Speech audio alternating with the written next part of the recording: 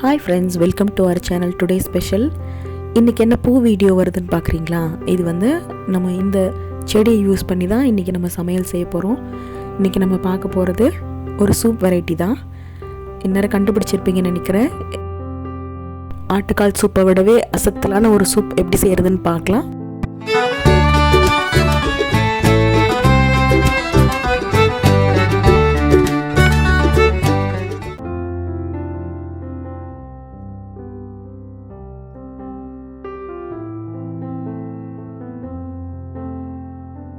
இதுக்கு பேர் தூதுவளை. நிறைய பேருக்கு தெரிஞ்சிருக்கும்.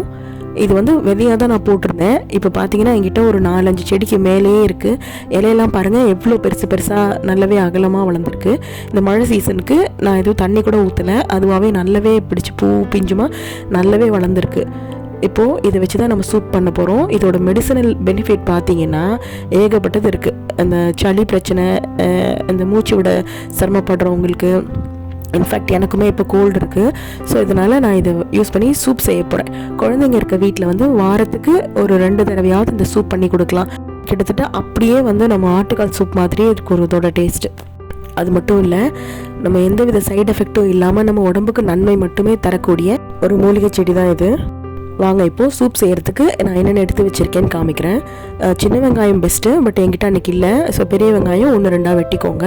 தக்காளி பழம் வந்து 1 போதும், ஏன்னா ரொம்ப புளிப்பு தேவையில்லை. அப்புறம் இஞ்சியும் பூண்டும் நான் தட்டி வச்சுருக்கேன். இஞ்சி வந்து மறக்காமல் தோல் சீவிடுங்க. இந்த சூப்புக்கு வந்து இஞ்சி பூண்டு தான் ரொம்ப முக்கியம். ஸோ நம்ம கொஞ்சம் ஓரளவுக்கு இஞ்சி சேர்த்தே வைங்க, ஏன்னா இது சளிக்காக தான் நம்ம இது செய்கிறோம், மருந்து மாதிரி தான் செய்கிறோம். ஸோ இஞ்சி பூண்டு கொஞ்சம் தூக்கலாகவே இருந்தால் நல்லா தான் இருக்கும். இப்போது எல்லாத்தையும் நான் வந்து மிக்ஸி ஜாரில் போட்டுக்கிறேன். நம்ம இதை அப்படியே போட்டு சூப் வச்சோன்னா எதுவுமே நம்மளால் சாப்பிட முடியாது, வேஸ்ட்டாக போயிடும். ஸோ அதனால் எல்லாத்தையும் மிக்ஸி ஜாரில் உங்களால் எவ்வளோ அரைக்க முடியுமோ நல்லாவே அரைச்சிக்கோங்க. இப்போ வந்து சீரகம் போட்டுக்கிறேன், 1 ஸ்பூன் சீரகம். அப்புறம் காரத்துக்கு மிளகு வந்து 2 ஸ்பூன் போட்டுக்கோங்க. நம்ம அதுக்கப்புறமும் நம்ம பெப்பர் பவுடர் ஆட் பண்ணிக்கலாம். ஸோ இப்போ அரைக்கிறதுக்கு ஒரு 2 ஸ்பூன் இல்லைன்னா 3 ஸ்பூன் போட்டுக்கோங்க. இப்போ நான் அதை அரைச்சி ஒரு சைடு வச்சுக்கிட்டேன்னா, இப்போது குக்கர் பெஸ்ட். இதுக்கு குக்கரில் நல்லெண்ணெய் விடுங்க. இதுக்கு வந்து பெஸ்ட்டு வந்து நல்லெண்ணெய் தான். மற்ற சூப்புக்கு நம்ம பட்டர் போடுவோம், பட் இதுக்கு வந்து நம்ம சளிக்காக செய்கிறதுனால, இது ஒரு மெடிசனல் ப்ராப்பர்ட்டிக்காக நம்ம நல்லெண்ணெய் தான் ரொம்ப நல்லது. இப்போ அரைச்ச விழுதை வந்து உள்ளார போட்டு ஓரளவுக்கு வதக்கிக்கோங்க. நல்லா எண்ணெயிலே கொஞ்சம் எண்ணெய் ஜாஸ்தியாகவே ஊற்றிக்கோங்க. அது ஏன்னு நான் அப்புறம் சொல்கிறேன். ஸோ இப்போது அடிப்பிடிக்காமல் நல்லாவே வதக்கிக்கோங்க. இஞ்சி பூண்டு போட்டிருக்கிறதுனால கொஞ்சம் அடிப்பிடிக்கும். இப்போது தேவையான அளவு உப்பையும் நான் ஆட் பண்ணிக்கிட்டேன்.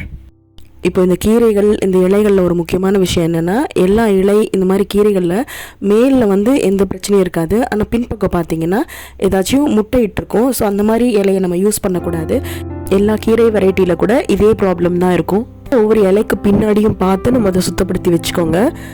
நான் இப்போ எல்லாமே இலையெல்லாம் கழுவிட்டு தேவையான அளவு எடுத்துக்கிட்டேன். உங்களுக்கு இலை கம்மியாக இருந்தது அப்படின்னா அந்த குச்சியில் கூட நம்ம யூஸ் பண்ணிக்கலாம். இன்னொன்று சொல்லப்போனால் குச்சியில் வந்து ரொம்ப டேஸ்ட் இருக்குது. நான் எல்லாமே எடுபிள் குச்சியிலேருந்து இலை, முள் இதெல்லாமே கொஞ்சம் கேர்ஃபுல்லாக போடுங்க. இது முள் பயங்கரமாக இருக்கும். ஸோ கவனமாக போட்டுக்கோங்க.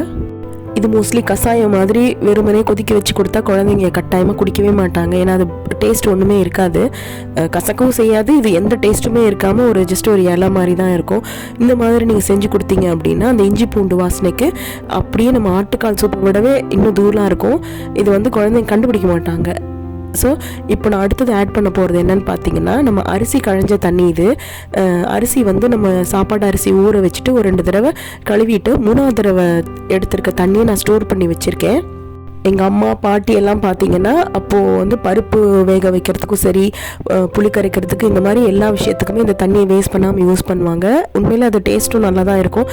இன்னொன்று கூகுளில் ரைஸ் வாட்டர்னு டைப் பண்ணி பாருங்களேன், எவ்வளோ விஷயங்கள் போட்டிருக்காங்க. ஃபாரினர்ஸ் வந்து இதை வேஸ்ட் பண்ணாமல் யூஸ் பண்ணிகிட்டு இருக்காங்க. ஸோ நம்ம தான் அதை கீழே ஊற்றிட்டுருக்கோம். இப்போ நான் அளவாக 3 பவுல் தான் தண்ணி ஊற்றிருக்கேன்.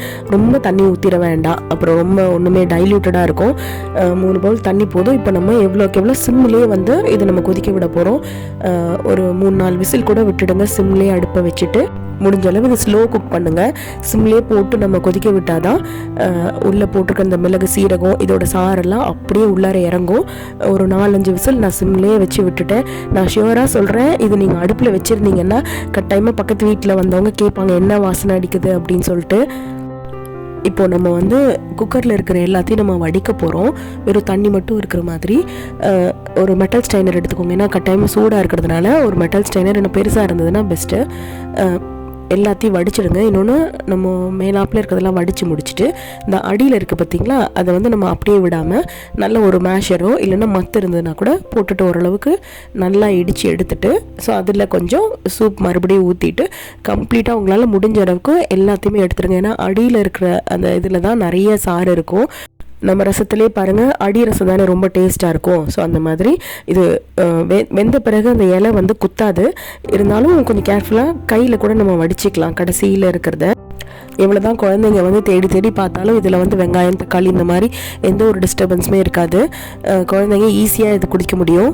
பாருங்கள், எக்ஸாக்ட்லி ஒரு கிளியர் சூப் மாதிரி ஒரு கன்சிஸ்டன்சியில் தான் இருக்கும். இது நம்ம வந்து சர்வ் பண்ணுறதுக்கு முன்னாடி தேவையான அளவு பெப்பர் அண்ட் உப்பு வந்து டேஸ்ட் பார்த்துட்டு கொடுத்துக்காங்க. வீடியோ ஸ்டார்டிங்கில் சொல்லியிருந்தேன் எண்ணெய் அதிகமாக ஊற்ற சொல்லி. அது ஏன்னா ஃபைனலாக அந்த சூப் எடுக்கும்போது மேலே வந்து எண்ணெய் மிதக்கும், பார்க்க ஆட்டுக்கால் சூப் மாதிரியே இருக்கும்.